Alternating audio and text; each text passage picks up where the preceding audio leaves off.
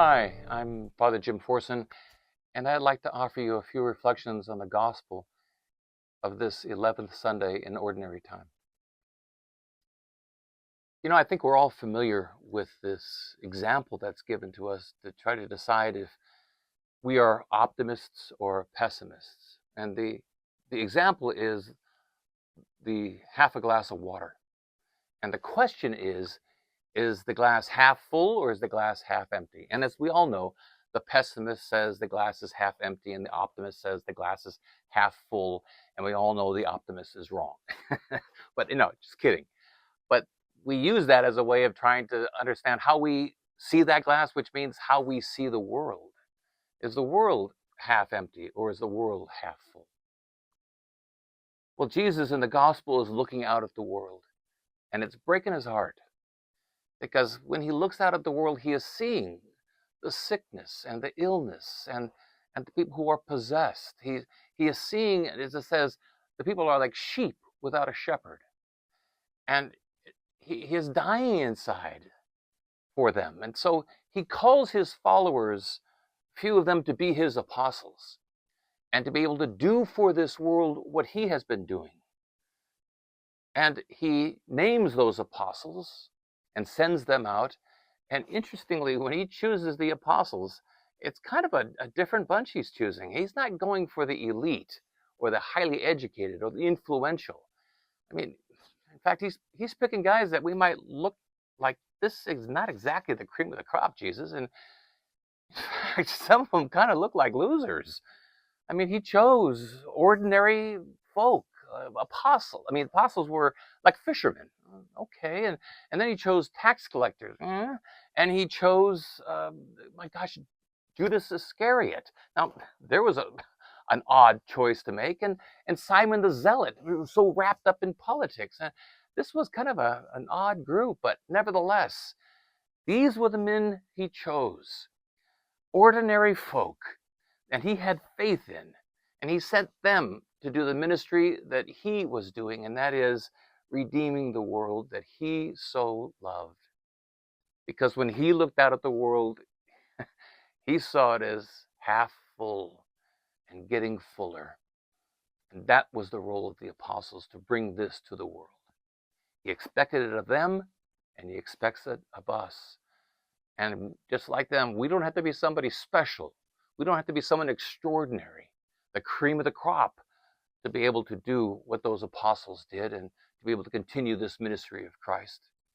He just calls us to follow him. And there's the rub. He calls us. You have to experience that call in order to do what Jesus did. And the call isn't some vague generic thing. The call is something that we all have to experience very specifically. Called me. And I have to have that call be something that is a touchstone in my life. It is a crossroads. It is, once I have had that call, my life now is different than it was before. It's going in a different direction than it did before. That's how crucial that call is if I am to do that ministry of Jesus Christ. If I don't have that clear understanding, that experience of being called, well then, I don't know if we're going to look at this world of ours and see it as half full. Because when we do look at our world, what do we see? Well, we see many of the things that Jesus saw in his world. Our world is still racked with war, as was his, and we still have sickness and illness, as did his. And we have evil spirits of violence and addiction, as did his. And we'll never see this world as half full and getting fuller unless we have that call in our hearts. So, what is that call like? And how have you received that call? People ask me all the time, how did you know you wanted to be a priest? I think one of the best answers I've heard was given by Father Tim McGowan, a priest who works with me. And when people ask him, when did you decide to be a priest? His answer is always, this morning, when I got out of bed, which is a real truth because that call is something that has to be renewed every day, every week, every month, every year. We are constantly living out of that call. People ask me, how did I know that I wanted to be a priest? Well, that call grew over the time, the understanding of it. But I remember when I was about, 22 years old in the seminary, and ordination was about 2.5 years away, and I wanted to be certain. I wanted to be absolutely positive that God was calling me to this. I didn't want to have to be one of those priests that was ordained and then, 4, 5, 6 years later saw it was a mistake and left the priesthood. And I just didn't want that for myself and for the people for that matter. So I was talking to my spiritual director about this, that I wanted 100% clarity. And how do you get that? But he was helpful to me and he said, well, why don't you at the very least put onto a scale all the things you're good at and all the things you're not so good at, and see what the scale looks like, just to kind of give you an idea of this path that you might be walking on.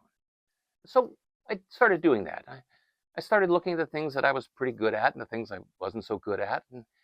And when I was doing that, I couldn't help but look out at others in my class. And I looked at some of these guys, and they were talented guys. I mean, in my class, I had guys that were publishing music for church ministry. Unbelievable. They're not even ordained priests yet, and they were doing this. And other guys were doing liturgical vestments and selling them. These guys were skilled. They had their own little business going in. And I could see how smart some of these guys were theologically. And I admired them. But I just saw myself as just, I'm just kind of ordinary guy. I'm just a guy. There was nothing really, special. And I was going to bed that night with that thought in mind. I'm just kind of an ordinary guy, nothing really special. And that night, I had this dream. And in the dream, I was on this grassy hillside in the afternoon, sitting down talking to this woman. And up behind us were a bunch of children playing. And I just happened to kind of look over my shoulder up at them. And I was surprised because they were, well, what we call special children. When I was growing up, it was very rude to ever refer to someone as retarded. That was a diminishing word. We always called those children special. And those special children, you could see in their face that mark that they were special.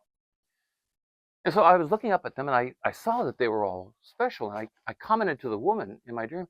I said, oh my gosh, I didn't realize they were all special.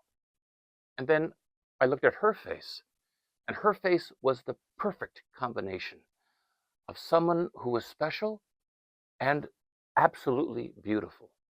One did not diminish or eclipse the other, both equally present within her face.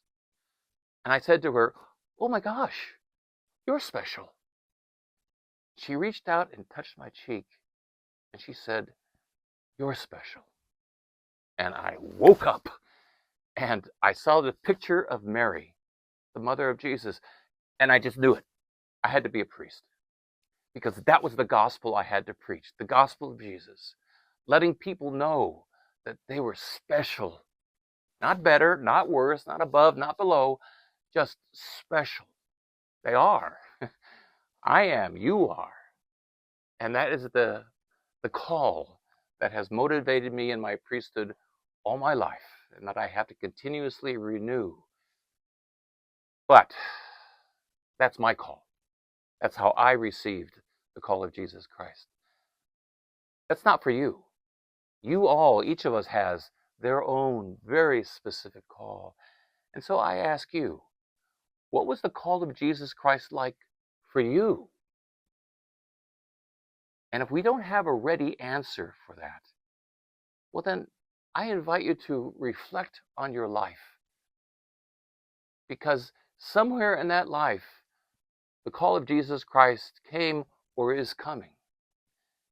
It often comes in the midst of a crossroad. And the crossroad could be something of a wonderful thing or something very, very painful. It could be a death or a life. It can be a marriage or even something as painful as a divorce. But in that crossroad, God is revealing himself to us, and he's calling us to something, to do, to say, to proclaim, to be something that will help redeem this world. And so my question to you is, what has that call been for you? And if you don't have a ready answer for it, and we all must have a ready answer for that question, well, then I invite us all to reflect on it. Because the call is there, or is coming. Because God isn't hiding himself from us. His nature is one of revelation. He is continuously revealing himself to us. We just have to be able to stop and see that call and then respond to it.